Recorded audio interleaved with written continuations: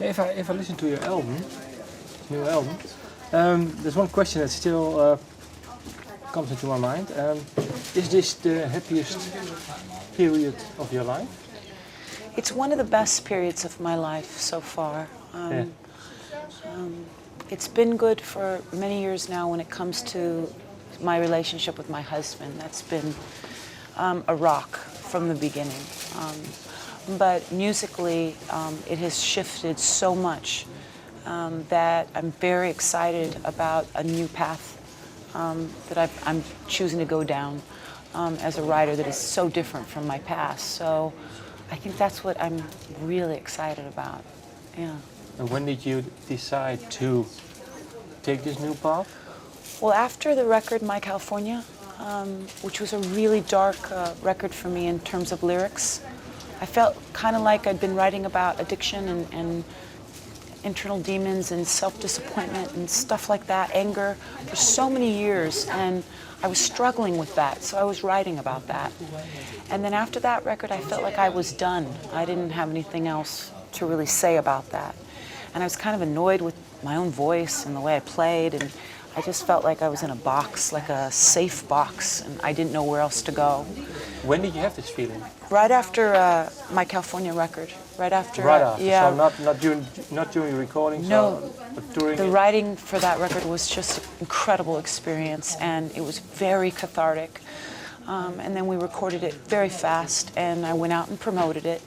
But I didn't feel a connection to writing anymore after that. And if I'm not writing, I don't want to perform. I don't want to lie, you know. I don't want to put out something I don't want to write just to write, so I can go out for a tour, you know.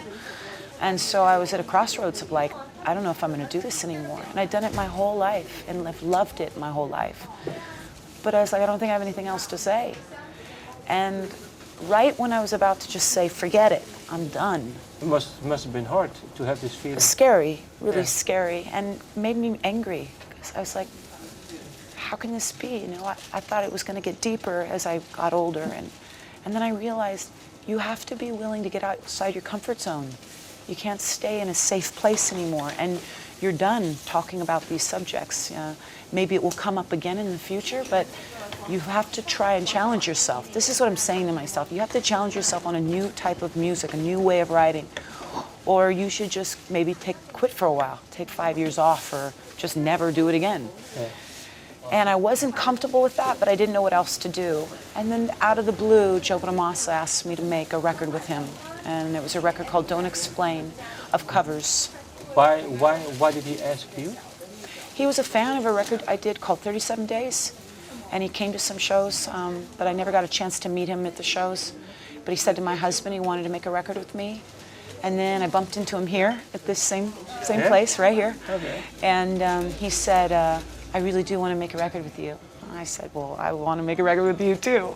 And he said, how about us doing a soul covers record? Covers of our favorite songs that we feel are soulful, whether it be rock or jazz, blues, or just straight up soul school, you know? Tina Turner and stuff like that. And I said, yeah. Well, when we went to make the record, it was like I was 10 years old. And I just come across writing lyrics to a song for the first time. That excited feeling, that scary feeling, you don't really know what you're doing, but it feels right, and you're so excited. And suddenly, from doing that record, this whole well opened up inside, both musically and lyrically, of this is what I'm going to do. This is where I'm going to go. Is there one song that you did for this album with him that triggered this maybe? Or is it just the whole... The song Don't Explain, probably more than any. My mother turned me on to Billie Holiday when I was a very little girl. And there were two songs from her that I loved, I think, the most. And one was Strange Fruit, and the other was Don't Explain. And the song Don't Explain inspired me to write a song called Mama that I wrote later on a record called Screaming for My Supper, for my mother. But now it was like, okay, I'm so addicted to this. I was reminded of what made me want to be a writer in the first place, but I never went down that alley.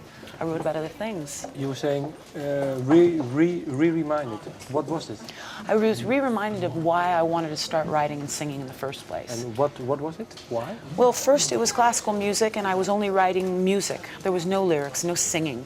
And then when my mother turned me on to Ella Fitzgerald and Billie Holiday and Dinah Washington, and my brother was turning me on to Bob Marley and Peter Tosh, and then my friends were turning me on to Etta James and Aretha Franklin and Otis Redding and Sam Cooke, and then I was hearing Carole King and James, and all these different artists were coming my way, and it was like, oh my God, this is great. There were so many things I loved, the hard rock thing I loved. So I kind of started with that first. I didn't do this, what was my first love. I went to rock first, and then I went into storytelling and all these different avenues throughout the records I've made. But it wasn't until this record that I went, I don't know what I'm doing, but I'm gonna try to see if I can write this kind of way, this feeling, romantic love, and so I started, and it was really frustrating. And just when I was getting ready to give up, I read an article in the LA Times from Leonard Bernstein, who had said many years ago, he said, when you stumble across a new art form for yourself that you're no good at, and you don't know what you're doing, but it is enticing, it's luring you, but you don't feel so good about it, but you're interested in it. He said, know that is a very special time. It will never come again, this new feeling. And you're about to do really great work, but you have to be willing to feel uncomfortable as you're searching. And that was it. That was the thing that cemented it.